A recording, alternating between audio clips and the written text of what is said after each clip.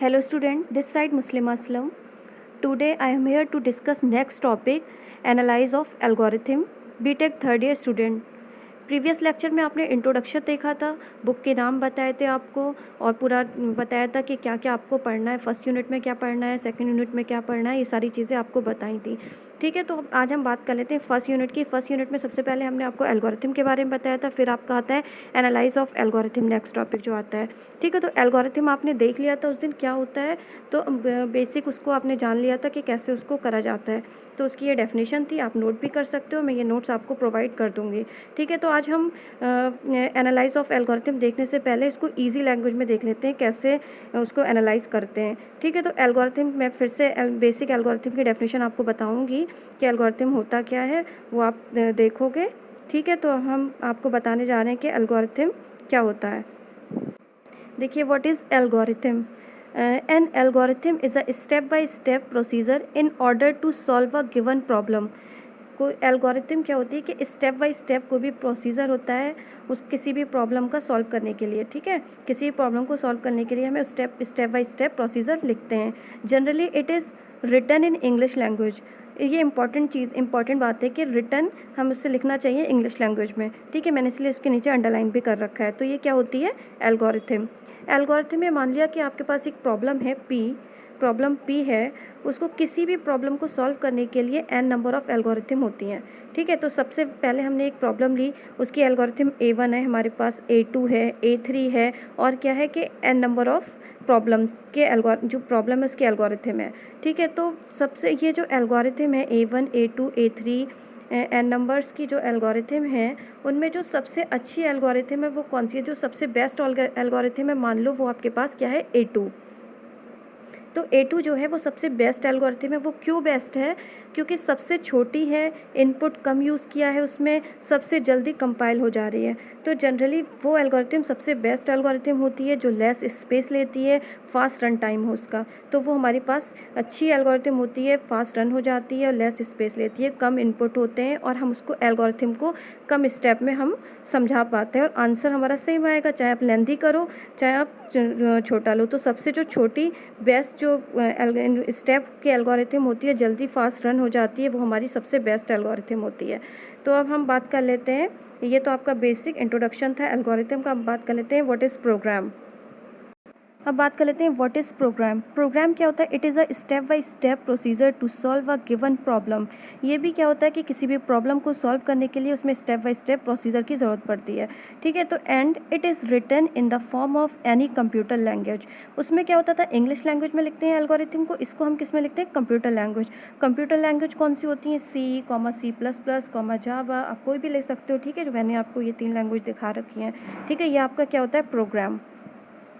अब हम बात कर लेते हैं how to design of an algorithm. तो डिज़ाइन ऑफ एन एल्गोरिथम की बात कैसे करेंगे कि ways of design algorithm 2 type के होते हैं। एक होता है इंक्रीमेंटल अप्रोच, दूसरा होता है डिवाइड एंड कॉन्कर अप्रोच। तो अब बात कर लेते हैं फर्स्ट इंक्रीमेंटल अप्रोच की। तो एल्गोरिथम को डिज़ाइन करने के लिए आपके पास 2 तरीके होते हैं। पहला होता है इंक्रीमेंटल अप्रोच, दूसरा होता है डिवाइड एंड कॉन्कर अप्रोच। तो इंक्रीमेंटल अप्रोच देख लो। इंक्रीमेंटल अप्रोच में क्या होता है? In this approach we follow a top down approach in which we proceed from the start and compare element additively and we finally get the solution. आपको क्या करना है, एक एग्जाम्पल के थ्रू ज़्यादा आपको समझ में आएगा। एग्जाम्पल देखिए, नीचे मैंने एक एग्जाम्पल ले रखा है कि स्टैक बना ली है हमने। इसमें क्या कर रखा है? इसमें कुछ नंबर लिखे होते हैं ऊपर से नीचे की तरफ। ऊपर से नीचे की तरफ क्या कर रहे हैं? प्रोसेस कर रहे हैं ये नंबर। मान लो कि आपने इसमें नंबर लिख रखे हैं फर्स्ट 1 5 0 4 7 2। अब ये आइट्रेशन के हिसाब से वर्क करती है स्टैक। आइट्रेशन मतलब फर्स्ट आइट्रेशन में क्या होगा? फर्स्ट आइट्रेशन में क्या होगा? 1 जो होगा वो कंपेयर करेगा सारे नंबर को। तो 1 सबसे पहले कंपेयर करेगा 5 को, 1 कंपेयर करेगा 0 को। तो मतलब जब जो फर्स्ट स्टैक में जो पहला नंबर होता है वो अपने से सारे नंबर को कंपेयर करता है नीचे के। तो जो 1 जब कंपेयर करेगा 5 को, तो 5 1 से बड़ा था तो उसे वो छोड़ देगा। वैसे ही 1 जब 0 को कंपेयर करेगा, 1 क्या 0 से छोटा है, तो ये क्या करेगा? स्वैप करेगा। 1 की जगह 0 चला जाएगा, 0 की जगह 1 आ जाएगा। ऐसे ही क्या होता है कि जो ये फर्स्ट आइट्रेशन होता है, फर्स्ट आइट्रेशन में 1 से छोटा खाली 0 ही मिला तो उसने 0 को स्वैप कर लिया। ऐसी सेकंड आइट्रेशन होगा, फिर 0 ऐसे कंपेयर करेगा। तो इस टाइप के हम कंपेरेशन जो भी कंपेयरिंग जो होती है वो देखते रहते हैं n number of iteration iteration तक। जब ऐसे हम क्या फर्स्ट आइट्रेशन सॉल्व करेंगे, फिर सेकंड आइट्रेशन करेंगे, थर्ड आइट्रेशन करेंगे, ऐसे ही n नंबर ऑफ़ आइट्रेशन का यूज़ करेंगे। ठीक है, तो n नंबर ऑफ़ आइट्रेशन का यूज़ करेंगे तो हमें जो स्टैक है वो जो हमें सॉर्ट होके मिल जाएगी, जो सॉर्टिंग बोलते हैं इसे, वो मिलेगी 0 1 2 4 5 7। मतलब कि 1 से स्टार्ट हुई तो 0 1 2 3 4 7 नंबर आपको मिल गए। तो जनरली प्रोसेस ये था कि आप लोगों को बताने का कि इंक्रीमेंटल अप्रोच में टॉप से लेकर डाउन तक एलिमेंट को कंपेयर करते हैं। तो जो कंपेयर करने के लिए जो आपको अप्रोच लगती है उसे इंक्रीमेंटल अप्रोच कहा जाता है। देखिए, in this approach we follow a top down approach. Top down approach होती है in which we process from the start and compare element, जो फर्स्ट नंबर से स्टार्ट करती है, कंपेयर करती है एलिमेंट्स आइटरेटिवली, मतलब आइट्रेशन से चलती है। ठीक है, and we finally get the solution, और आपको सोल्यूशन मिल जाता है। जैसे एग्जांपल कौन कौन से इसमें आते हैं, बबल शॉट आता है, इंसर्शन शॉट आता है, सिलेक्शन शॉट आता है। ये सारे आपके क्या होते हैं, जो होते हैं वो इंक्रीमेंटल अप्रोच के थ्रू यूज़ किए जाते हैं। ठीक है, अब हम बात कर लेते हैं डिवाइड एंड कॉन्कर की। तो इंक्रीमेंटल अप्रोच में क्या होता है कि आइट्रेशन वाइज हम इसको सॉल्व करते हैं और हमें फाइनल सोल्यूशन मिल जाता है। ठीक है, तो ये हमारा क्या होता है, इंक्रीमेंटल अप्रोच। अब हम बात कर लेते हैं डिवाइड एंड कॉन्कर अप्रोच की। डिवाइड एंड कॉन्कर अप्रोच जो होती है, in this approach we divide a large problem into sub problems and each sub problem is solved recursively and combining these solution we get final solution of the problem। ठीक है, तो ये हम बाद में इसकी डेफिनेशन समझ में आ जाएगी आपको जब एक एग्जांपल आपका इसका नीचे देखोगे। देख लिया, आपके पास क्या है कि मान लें आपके पास ये एक एरे दे रखी है 1 2 3 4, ये आपकी एरे दे रखी है 4 साइज़ की। इसमें आप सबसे पहले क्या करते हो, कोई भी प्रॉब्लम है कि डिवाइड एंड कॉन्कर है। डिवाइड एंड कॉन्कर में क्या करते हैं, हम किसी भी एरे को ब्रेक कर लेते हैं। ब्रेक मतलब मिड से ब्रेक कर लेते हैं, जितने साइज़ होते हैं उसको मिड से डिवाइड कर देते हैं। तो मान लिया मिड से आपने डिवाइड कर दिया, 2 पार्ट्स आपके 2 साइज़ इधर आ गए, 2 साइज़ हो गए, तो इसको क्या बोलते हैं, सब एरे। तो 2 पार्ट में डिवाइड होगी, सब एरे 1 और सब एरे 2। सब एरे 1 सब एरे 2 में जब डिवाइड होगी, फिर क्या करते हैं, फर्दर ब्रेक करेंगे इन्हें। फर्दर ब्रेक करेंगे, फिर क्या हो जाएगी, इंडिविजुअली फाइंड इसको करेंगे। जैसे जो आपकी जो फर्दर आपकी जो डिवाइड होके क्या हो जाएगी, सिंगल सिंगल रह जाएगी। तो जब जो सिंगल सिंगल रह जाएगी उसको इंडिविजुअली फाइंड किया जाएगा।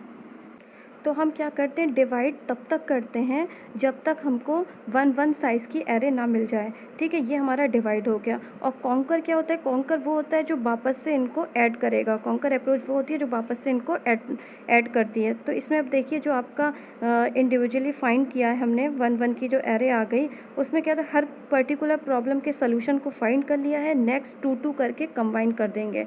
तो 2 करके आपने कंबाइन कर दिया, इनके सोल्यूशन पहले ही फाइंड थे, तो फिर इन दोनों सब एरे को कंबाइन कर देंगे। सब एरे को कंबाइन कर देंगे, ये 2 फैक्टर हैं हम यूज़ करते हैं किसी भी एल्गोरिथम को एनालिसिस करने के लिए। ठीक है, आपको ये समझ में आ गए होंगे। तो किसी भी एल्गोरिथम को एनालिसिस करने के लिए 2 फैक्टर होते हैं, एक होता है इंक्रीमेंटल अप्रोच, दूसरा होता है divide and conquer approach. Incremental में क्या होता है कि स्टेप वाइज उसको सबसे पहले टॉप से डाउन तक हम उसको सर्च करते हैं, फिर आइट्रेशन के हिसाब से उसको कंपेयर करते हैं, फिर जब कंपेयर होकर हमें n नंबर तक सॉर्ट कर देते हैं, तो वो हमारा क्या कहलाता है, इंक्रीमेंटल अप्रोच। दूसरी क्या होती है, डिवाइड एंड कॉन्कर में किसी एरे को मिड से हम डिवाइड करते हैं, डिवाइड करके उसके सब एरे बनाते हैं। सब एरे को जब तक डिवाइड करते हैं जब तक वो 1 साइज़ का एरे ना मिल जाए। जब 1 साइज़ का एरे मिल जाएगा, ये आपका डिवाइड हो गया। और कॉन्कर क्या होता है, वापस से इनको ऐड करेंगे। वापस से ऐड करने के लिए जो आपको सोल्यूशन फाइंड हुए हैं, तो उनको नेक्स्ट 2 करके कंबाइन कर लेंगे, और कंबाइन करने के बाद इसकी लास्ट में जो आपका सोल्यूशन मिलेगा, जो शॉर्ट होके आएगा, तो वो आपकी एक एरे होगी, उसको बोलते हैं डिवाइड एंड कॉन्कर अप्रोच। देखिए, मैंने इसकी डेफिनेशन में लिखी है, in this approach we divide a large problem. कोई लार्ज प्रॉब्लम है तो उसको डिवाइड करते हैं इनटू सब प्रॉब्लम्स में, फिर जो सब प्रॉब्लम से डिवाइड होगी, and each sub problem is solve recursively and combining this solution we get final solution of the problem. ये आपको समझ आ गया होगा। इसमें जो शॉर्टिंग आती है वो आती है merge sort, quick sort, heap sort, etc। तो ये वाली जो merge sort, quick sort, heap sort आती है वो डिवाइड एंड कॉन्कर अप्रोच के अंदर आती हैं। तो आपको डिवाइड एंड कॉन्कर और इंक्रीमेंटल अप्रोच अच्छे से समझ आ गया होगा। तो आपकी एनालिसिस ऑफ एल्गोरिथम जो होती है वो 2 टाइप की होती है, इनपुट साइड और आपकी रनिंग साइड टाइम। 2 चीज़ पे आपकी डिपेंड होती है। इनपुट साइज़ देखिए, अगर हमने 4 साइज़ का ले रखा है तो वो पहले मिड से डिवाइड होगी, मिड से डिवाइड होके 2 सब एरे में टूटेगी, एरे 1 एरे 2। 2 सब एरे 1 में टूटेगी, फिर वो क्या होगी कि डिवाइड करेंगे 1 साइज़ की, 1 साइज़ की एरे मिल जाएगी। तो ये जो 4 टाइम की थी वो बहुत आसानी से हमें रनिंग टाइम दे देगा और जल्दी हमें रन करके दिखा देगा, एक उसको आपके कोई किसी प्रोग्राम को जल्दी ही रन कर देगा। और अगर मान लिया कि ये इनपुट आपका n नंबर का होता, 1000 होता तो फिर क्या करता, 50-50 करके एरे को डिवाइड करता, फिर 50 के भी 2 डिवाइड करता है, 250 के करता, फिर जाके आपको ये होता, ये लंबा प्रोसेस हो जाता, रनिंग टाइम लेट होता और टाइम भी लगता है इसको। तो ठीक है, ये आपका सबसे बेस्ट होता है। इसके लिए दो चीज़ों को ध्यान में रखना पड़ता है एनालिसिस ऑफ एल्गोरिथम को, स्पेस कॉम्प्लेक्सिटी और टाइम कॉम्प्लेक्सिटी। तो हम क्या करते हैं, स्पेस कॉम्प्लेक्सिटी और टाइम कॉम्प्लेक्सिटी को जो होते हैं नेक्स्ट लेक्चर में बताते हैं कि क्या होता है स्पेस कॉम्प्लेक्सिटी और टाइम कॉम्प्लेक्सिटी में। ये आपको समझ आ गया होगा कि एनालिसिस कैसे करते हैं एल्गोरिथम की, ठीक है। Student, in the next video will be discuss about the space complexity and time complexity. Thank you, student.